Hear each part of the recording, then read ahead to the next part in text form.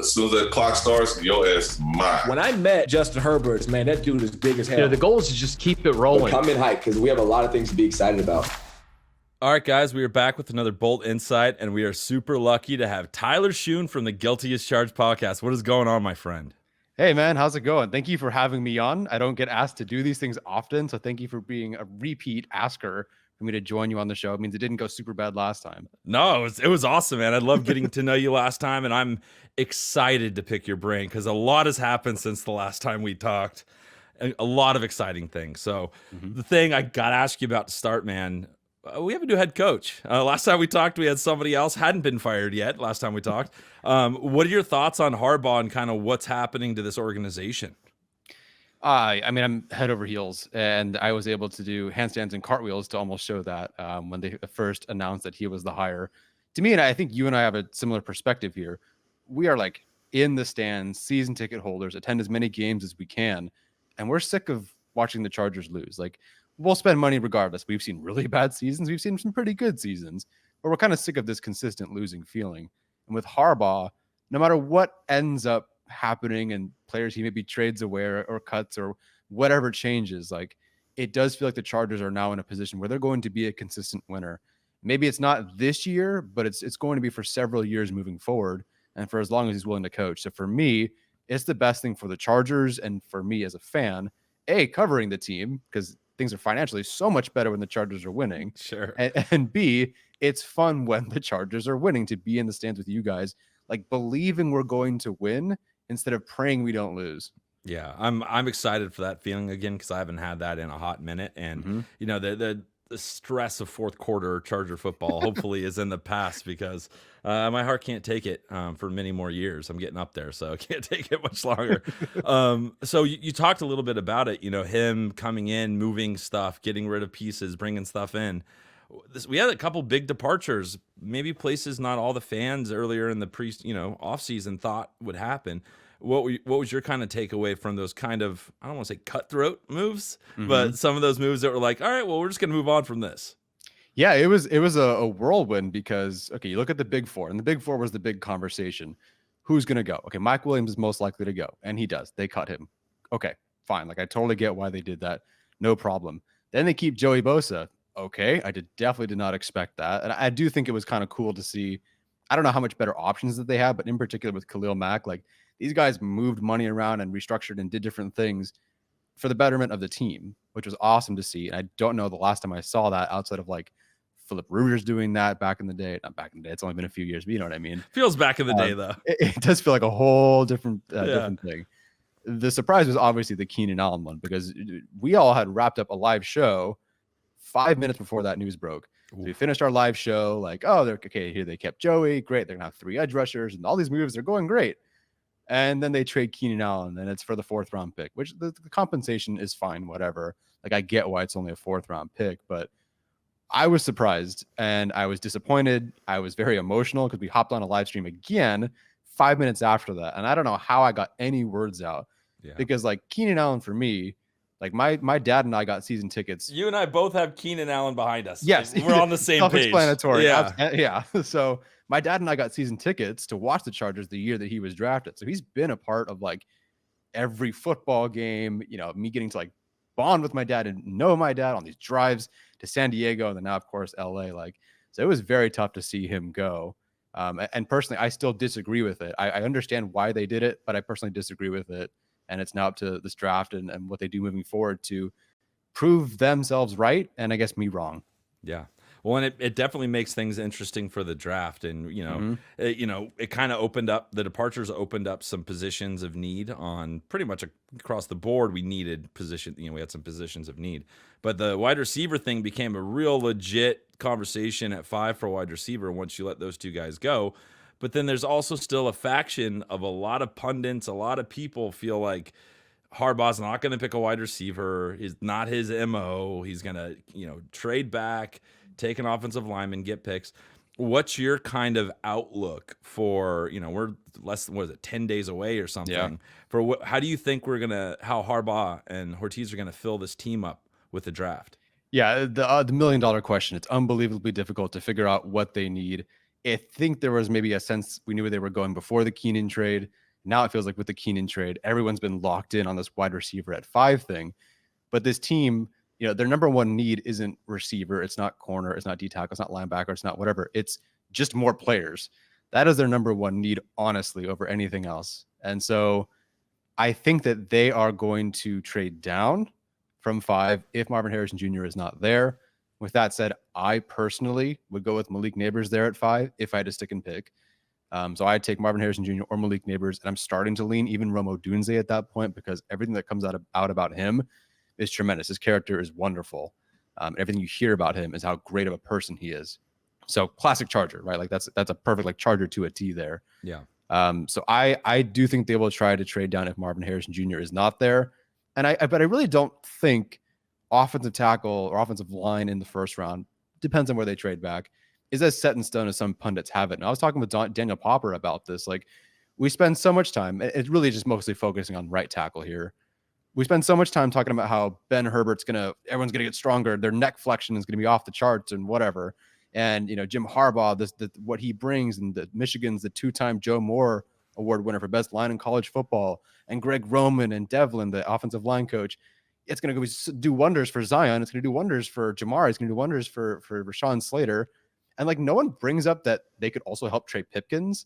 And so I don't know how, like, if they come in and they feel they have the program to get Joey Bosa healthy, right, and get the most out of him, why couldn't they feel the same way about Trey Pipkins, who I don't think is as bad as a lot of fans make him out to be? Like, there's a whole tier of worse, and we've seen it. Honestly, Storm Norton, I think, is a different tier of not as good. So I just don't think that offensive line in the first round and right tackle, whether it's a tackle conversion or a pure right tackle, is as set in stone as some pundits think it is. I think there's a shot that the Chargers just believe they can maximize Trey Pipkins and get him back to the best version of himself that we saw the previous season. So long way of saying, I still think it's Marvin Harrison Jr. at 5 if he's there, or they trade down, but I don't think they're as locked into tackle as some people make it out to be. Gotcha. Yeah, the Trey Pipkin things for me has been tough because, like you said, watching Charger games forever, it always feel like it comes down to these pressures coming off his side at the worst possible time to end games and getting like, I just constantly see it. And when he's run blocking, I feel like he's in kind of a washing machine and not fully aware of what's going on or what he's doing. I just see it as like the biggest instant improvement. Like I think you can improve there over like Jamari Sawyer. I think he give one more year at that position, he's going to be better. But I feel like the Trey Pipkins thing, we brought in a new strength and conditioning team last year. We're like, okay, maybe this is the year he's really, really, really going to step it up. Like, I've been always like, maybe this is his year. The whole time we've had Trey Pipkins. Yes.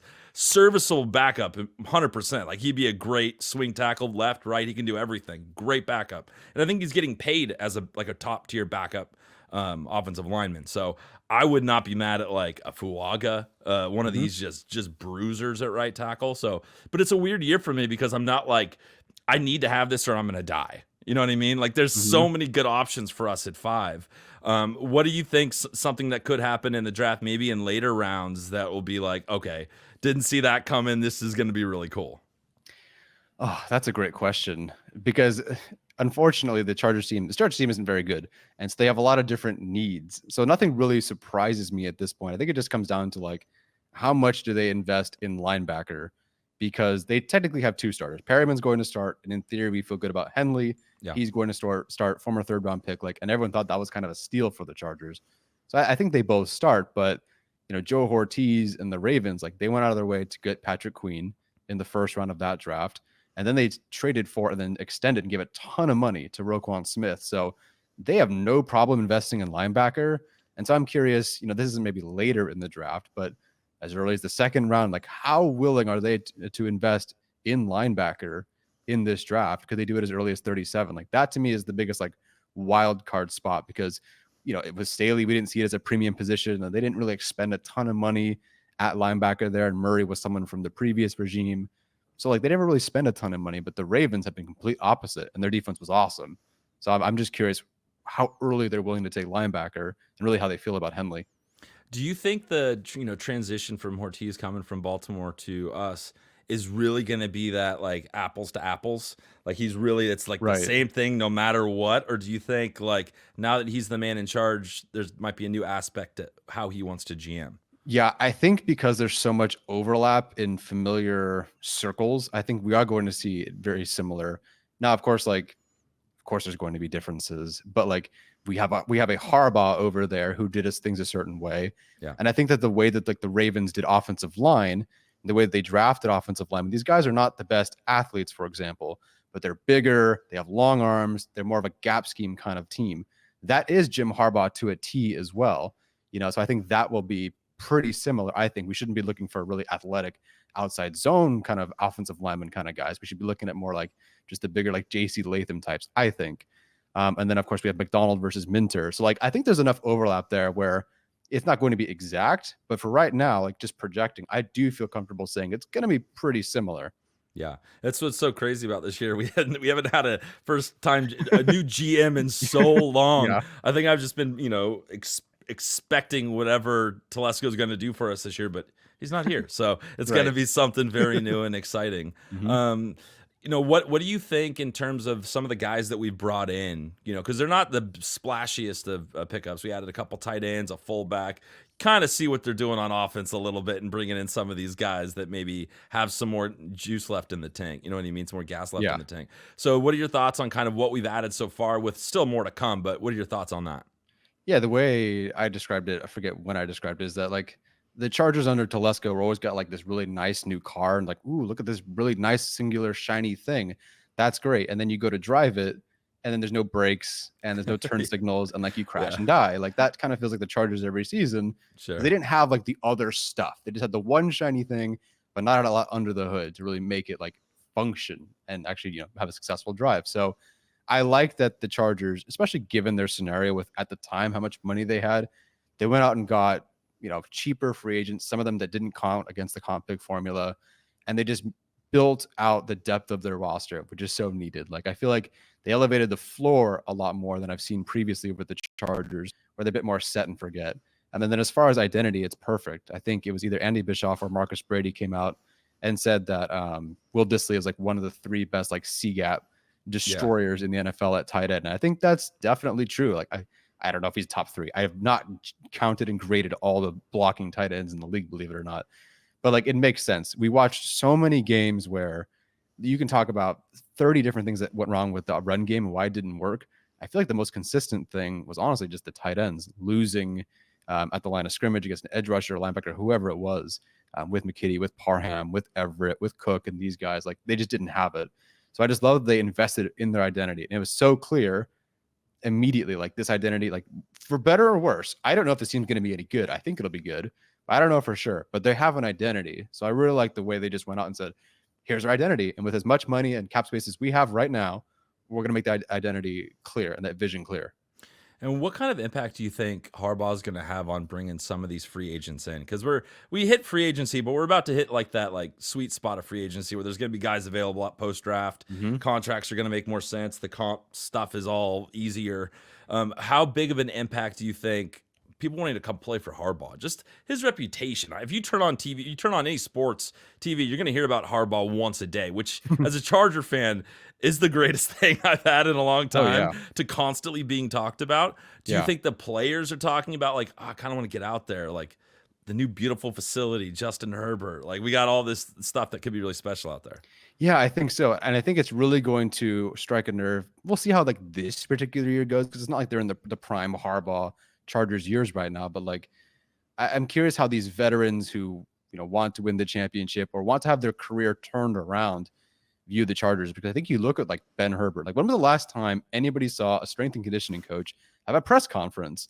But Ben Herbert is like that guy. And we talked to Popper and Chris Rim, like he's intense, but he means it. He's a certain aura about him. Like I think looking at that, looking away at the way, and I know it's not exact, but with the Ravens, like Van Noy, I know he went back with the Ravens, but he had a 2-year deal.